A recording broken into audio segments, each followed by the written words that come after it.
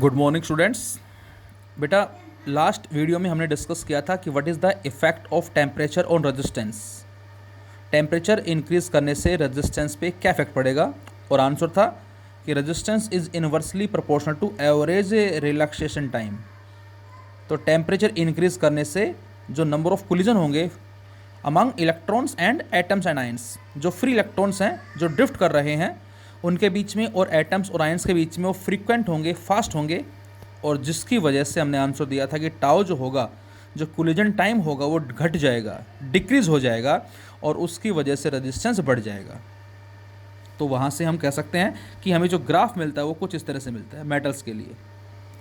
लेकिन अलॉय की बात करें हम, तो अलॉय में हमने आंसर मिला था कि जो इंक्रीज होगा वो नेग्लिजिबल अमाउंट में इंक्रीज होगा एज़ कम्पेयर टू मेटल्स। लेकिन कुछ अलॉय ऐसे हैं लाइक यूरेका, जिसमें हार्डली चेंज होता है, नेग्लिजिबली चेंज होता ही नहीं ऑलमोस्ट। जबकि सेमीकंडक्टर में और इंसुलेटर में रेजिस्टेंस डिक्रीज होता है। और हमने आंसर भी दिया था कि जो अल्फा की वैल्यू होती है बेटा, वो इंसुलेटर और सेमीकंडक्टर के लिए नेगेटिव, क्योंकि उनका रेजिस्टेंस घटता है। रीज़न हम यहाँ भी स्टडी करेंगे। So now we have the next topic, effect of temperature on resistivity. Temperature का रजिस्टिविटी पे क्या इफेक्ट होगा। तो बच्चों सेम उसी तरह से रजिस्टिविटी हमारे पास जो आती है equal to M upon N E square tau, और we can say resistivity is inversely proportional to tau, that is the average relaxation time. तो बच्चों यदि हम मेटल्स की बात करें, तो मेटल्स केस में बेटा नंबर डेंसिटी जो होती है, number of electrons per unit volume, उसमें कोई चेंज नहीं आता विद चेंज इन टेम्परेचर, लेकिन टाउ जो है वो चेंज होता है।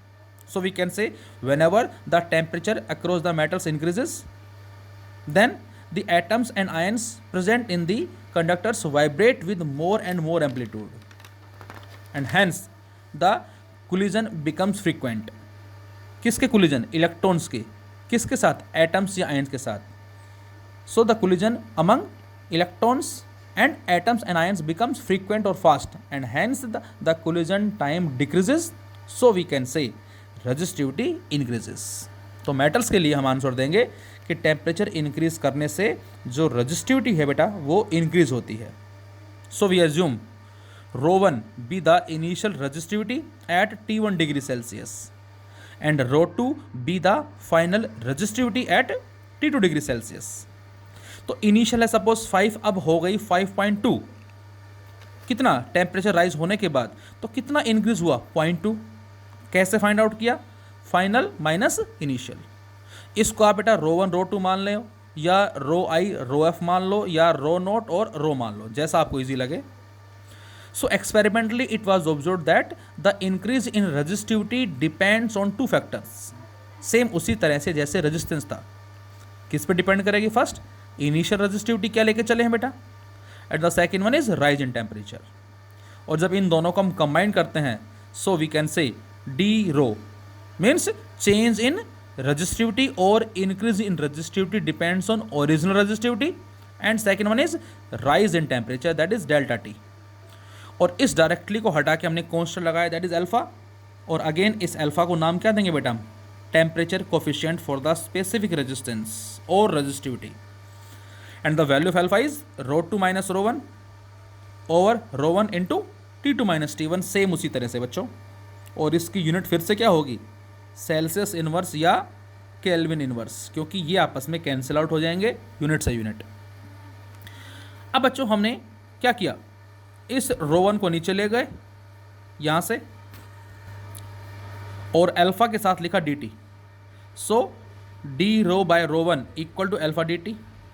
जब टेम्परेचर T1 है तो हमने मानी इनिशियल रजिस्टिविटी रो नोट है, या रो वन है, या रो आई है, और जब फाइनल टेम्परेचर T2 है तो अब रजिस्टिविटी है रो एफ। और इसको इंटीग्रेट करें हम, तो जैसे dx बाई एक्स का इंटीग्रेशन log x होता है, सेम उसी तरह से d रो बाय रो का log हो जाएगा बेटा, log रो, और upper limit minus lower limit लगा देंगे तो ये बन जाएगा log a minus log b, that is log a by B, ln rho F by rho not equal to alpha and dt T2 minus T1, and it can be written as delta T. अब बच्चों यदि हम यहाँ से antilog लें तो क्या होगा? तो एंटीलॉग लेने से ये जो फंक्शन है ये एक्सपोनेंशियल की पावर में चला जाएगा, और ये बचेगा रो एफ बाय रो नोट।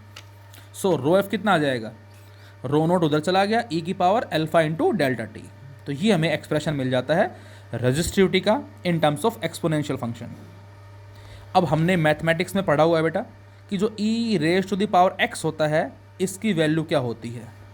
तो आंसर है 1 plus x square by 2 factorial plus x raise to the power 3/3 factorial and so on. And all of you know very well about the factorial. जैसे मैं लिखता हूँ 3 फैक्टोरियल, तो इसका मतलब क्या होगा, 3 इंटू 2 इंटू 1 दैट इज 6।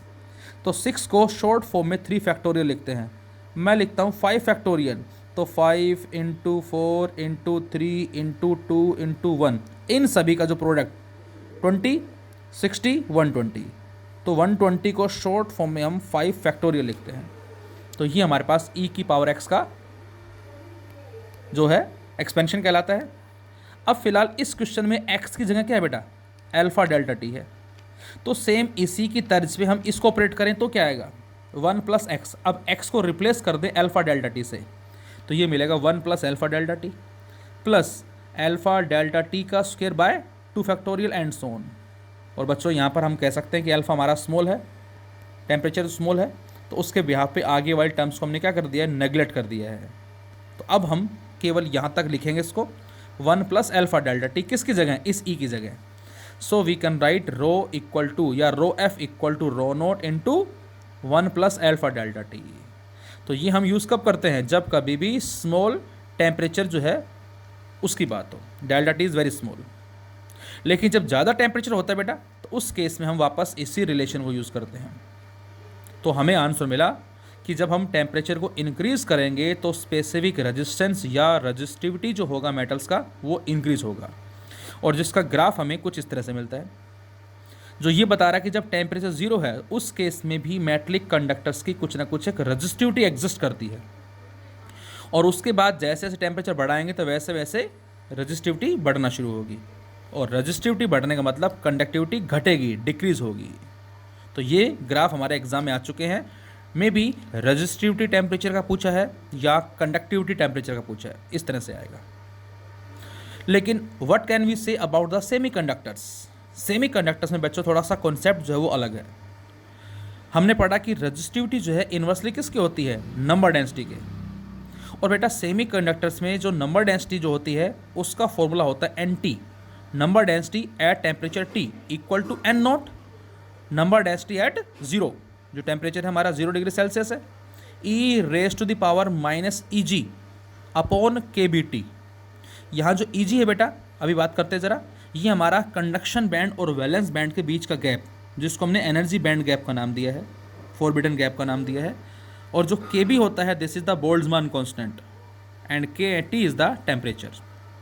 तो अभी अभी लिखा रो इन्वर्सली किसके, N के है, तो NT को हटा के 1/ρT लिख दें हम इसके बिहाफ पे, N नोट को हटा के 1/ρ नोट लिख दें, ये एज इट इज़ है। और बच्चों क्रॉस मल्टीप्लाई करके सोल्व करेंगे हमें तो रिलेशन मिलेगी ये। तो ये कहलाती है सेमी कंडक्टर के लिए रेजिस्टिविटी का formula, rho T equal to, rho T means resistivity at temperature T equal to rho not E की power EG over KB into T. और ये रिलेशन ये बता रही बेटा हमें क्या, मैंने लिखा EG एनर्जी बैंड गैप है कंडक्शन वैलेंस बैंड के बीच का, KB Boltzmann constant, T temperature. और ये रिलेशन ये बता रही है कि जब हम टेम्परेचर को इंक्रीज़ करेंगे तो उससे रेजिस्टिविटी डिक्रीज़ होगी, और रेजिस्टिविटी डिक्रीज़ होने का मतलब क्या होगा बच्चों, कंडक्टिविटी जो है वो इंक्रीज़ होगी। किसके लिए, सेमी कंडक्टर्स के लिए। और इसको आप इस तरह से भी समझ सकते हैं कि जो हमारा सेमी कंडक्टर है लाइक सिलिकॉन एंड जर्मेनियम, दोनों के वैलेंस सेल में कब, जब हम इसका इलेक्ट्रॉनिक कॉन्फ़िगरेशन लिखते हैं तो हमें आंसर मिलता है कि दोनों के वैलेंस सेल में 4 अनपेयर्ड इलेक्ट्रॉन्स होते हैं, और कंडक्शन बैंड और वैलेंस बैंड के बीच का जो गैप होता है वो बताया गया है बच्चों, जर्मेनियम के लिए 0.72 इलेक्ट्रॉन वोल्ट और सिलिकॉन के लिए 1.1 इलेक्ट्रॉन वोल्ट। ये है एनर्जी बैंड गैप, जो कि मेटल्स में होता ही नहीं। इंसुलेटर में बहुत हाई होता है, मोर देन 3 इलेक्ट्रॉन वोल्ट, और सेमी कंडक्टर में ना कम ना ज़्यादा इन दोनों के बीच में एग्जिस्ट करता है, मेटल्स और इंसुलेटर के।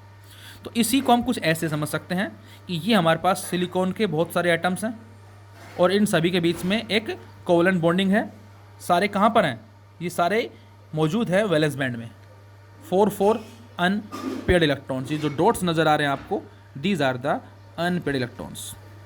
क्या होगा जब हम इसके कॉरस्पॉन्डिंग टेम्परेचर इंक्रीज करेंगे?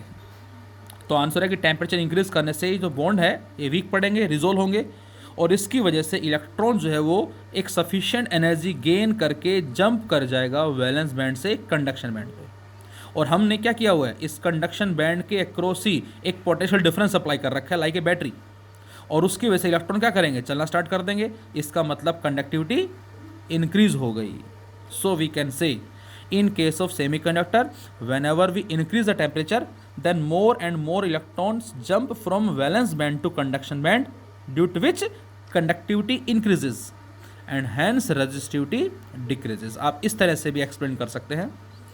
तो यहाँ पर रजिस्टिविटी का टेम्परेचर से जो ग्राफ होगा वो इस तरह से आएगा डिक्रीजिंग ऑर्डर में, और सिग्मा का टेम्परेचर से ग्राफ कैसा आएगा बेटा, इंक्रीजिंग ऑर्डर में आएगा। तो ये हमारा सेमीकंडक्टर का इफेक्ट होगा। What can we say about alloys? तो आंसर है कि alloy के केस में resistance as well as resistivity increase तो होते हैं, लेकिन बिल्कुल स्मॉल मैनर में एज कंपेयर टू मेटल्स।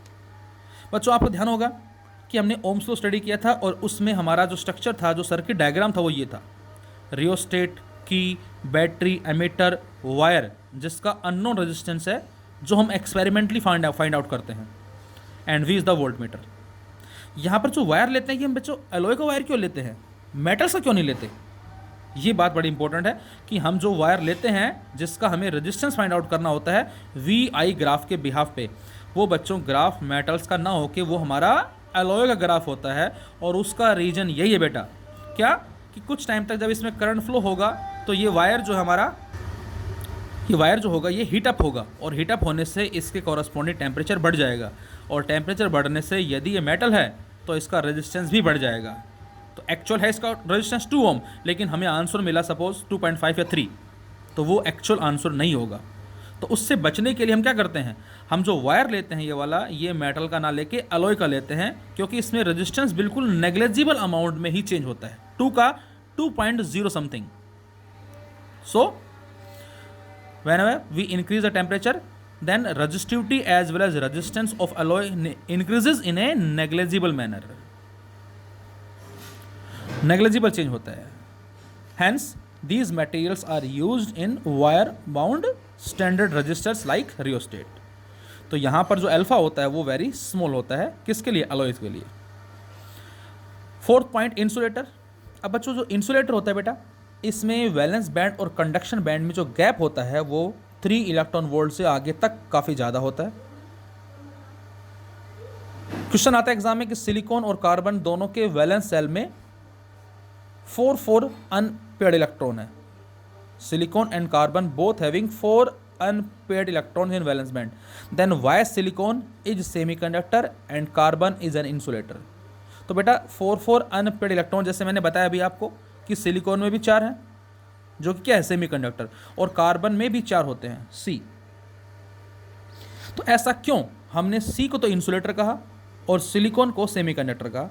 तो यहाँ पर हम इसके बिहाफ पे आंसर ना देके हम जो आंसर देते हैं बेटा वो एनर्जी बैंड गैप के बिहाफ पे देते हैं, कि सिलिकॉन में जो एनर्जी बैंड गैप होता है वो ना कम होता है ना ही ज़्यादा, 1.1 इलेक्ट्रॉन वोल्ट जो सेमीकंडक्टर की रेंज है, दिस इज।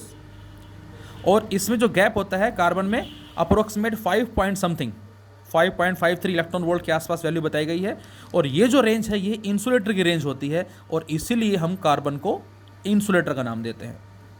तो इंसुलेटर में जो Eg की वैल्यू बेटा more than 3 electron volt, so it requires a high amount of energy for the valence electrons to move from valence band to conduction band. यहाँ पर high energy चाहिए Vb से Cb में electron को transfer करने की। ऐसा नहीं कि नहीं होगा, हो सकते हैं, लेकिन हमें ज़्यादा एनर्जी, ज़्यादा हीटअप करना पड़ेगा। So when the temperature is increased the atoms of the materials vibrate and it makes the valence electrons present in the valence band to shift to the conduction band. तो यहाँ से electron जो हैं वो shift होंगे Vb से Cb में, कब, जब हम इतनी एनर्जी देने में कामयाब हो जाएं, और उसके बिहाफ पे हम क्या बोलेंगे, conductivity increases.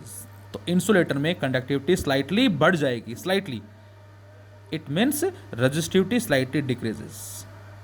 In some insulators at room temperature changes to conductors at high temperature. तो कुछ इंसुलेटर्स ऐसे हैं जो रूम टेम्परेचर पे हैं और जब उसके कॉरस्पॉन्डिंग टेम्परेचर हाई किया गया बेटा तो वो कंडक्टर्स में कन्वर्ट हो गए. And also for insulator they have negative temperature coefficient. और हमने पढ़ा था कि अल्फा जो होता है सेमीकंडक्टर और इंसुलेटर के लिए नेगेटिव, क्योंकि उनका रेजिस्टेंस जो बेटा वो डिक्रीज होता है विद राइज इन टेम्परेचर. तो इस रीजन से हम बोल सकते हैं कि अल्फा क्या होता है, जस्ट नेगेटिव होता है. सो मेटल्स के लिए टेम्परेचर बढ़ने से रेजिस्टिविटी क्या होगी बच्चों, बढ़ जाएगी. सेमीकंडक्टर के लिए घट जाएगी.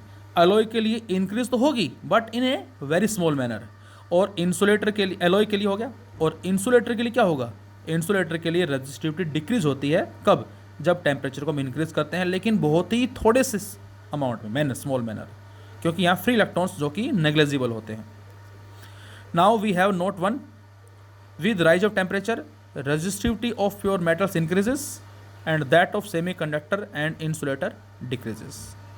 The resistivity of alloy increases with rise in temperature but negligible or less than that of metals. Note 2. On applying pressure. बच्चों जब हम प्रेशर अप्लाई करते हैं प्योर मेटल्स पे तो उस केस में इनकी कंडक्टिविटी जो है वो बढ़ जाती है. On applying pressure pure metals its resistivity decreases or we can say conductivity slightly increases. लेकिन यदि उस प्रेशर के साथ साथ हमने टेंशन भी लगा दी but on applying tension then the resistivity increases. जब वायर में खिंचाव आएगा तो जो एटम्स और आयन जो दूर दूर मौजूद हैं वो कुछ ऐसे हो जाएंगे. टेंशन अप्लाई करते ही मतलब मैं कहता हूँ ये एटम्स और आयन्स हैं इस तरह से और इलेक्ट्रॉन फ्लो कर रहा है. लेकिन जब हम स्ट्रेच करते हैं, टेंशन अप्लाई करते हैं तो ये कुछ इस तरह से आ जाएंगे. और अब क्या होगा, अब इलेक्ट्रॉन्स को निकलने में दिक्कत हो जाएगी. स्ट्रेचिंग पोर्शन आ गया और उसकी वजह से हम बोलेंगे क्या, रेजिस्टिविटी इंक्रीज हो गई है. यहाँ से हम कुछ इन तरह से भी समझ सकते हैं. Variation of resistivity and resistance with temperature. Conductors के लिए क्या होता है, सेमी कंडक्टर्स के लिए क्या होता है. कंडक्टर्स में टेम्परेचर बढ़ाने से मास में, इलेक्ट्रॉन चार्ज में, नंबर डेंसिटी में चेंज नहीं आता. टेम्परेचर बढ़ने से टाउ घटता है, रेजिस्टिविटी बढ़ती है, रेजिस्टेंस बढ़ता है, कंडक्टिविटी घटती है. This is the relationship. Semi conductor के लिए टेम्परेचर बढ़ाने से टाउ घटता है, नंबर डेंसिटी बढ़ती है, रेजिस्टिविटी घटती है, रेजिस्टेंस घटता है, कंडक्टिविटी बढ़ती है. नंबर डेंसिटी चेंज क्यों है बेटा, because electrons are not free. यहाँ इलेक्ट्रॉन्स फ्री नहीं है जो मेटल्स में होते हैं. तो उन इलेक्ट्रॉन्स को फ्री करने के लिए हमने टेम्परेचर को राइज किया और इससे नंबर डेंसिटी जो होगी, number of electrons per unit volume in conduction band goes on increasing, वो बढ़ जाएगी यहाँ से. और ये हमारी रिलेशन है सेमीकंडक्टर के लिए.